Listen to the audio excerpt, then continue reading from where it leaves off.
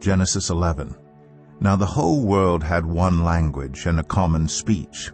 As people moved eastward, they found a plain in Shinar and settled there. They said to each other, "Come, let's make bricks and bake them thoroughly." They used brick instead of stone and tar for mortar. Then they said, "Come, let us build ourselves a city with a tower that reaches to the heavens, so that we may make a name for ourselves. Otherwise we will be scattered over the face of the whole earth." But the Lord came down to see the city and the tower the people were building.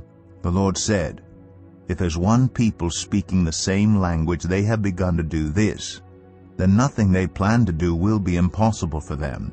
Come, let us go down and confuse their language so they will not understand each other." So the Lord scattered them from there over all the earth, and they stopped building the city. That is why it was called Babel, because there the Lord confused the language of the whole world. From there the Lord scattered them over the face of the whole earth. This is the account of Shem's family line. 2 years after the flood, when Shem was 100 years old, he became the father of Arphaxad. And after he became the father of Arphaxad, Shem lived 500 years and had other sons and daughters. When Arphaxad had lived 35 years, he became the father of Shelah. And after he became the father of Shelah, Arphaxad lived 403 years and had other sons and daughters. When Shelah had lived 30 years, he became the father of Eber. And after he became the father of Eber, Shelah lived 403 years and had other sons and daughters. When Eber had lived 34 years, he became the father of Peleg. And after he became the father of Peleg, Eber lived 430 years and had other sons and daughters.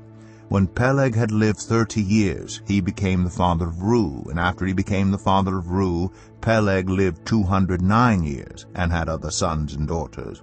When Reu had lived 32 years, he became the father of Serug. And after he became the father of Serug, Reu lived 207 years and had other sons and daughters. When Serug had lived 30 years, he became the father of Nahor. And after he became the father of Nahor, Serug lived 200 years and had other sons and daughters. When Nahor had lived 29 years, he became the father of Terah. And after he became the father of Terah, Nahor lived 119 years and had other sons and daughters. After Terah had lived 70 years, he became the father of Abram, Nahor, and Haran.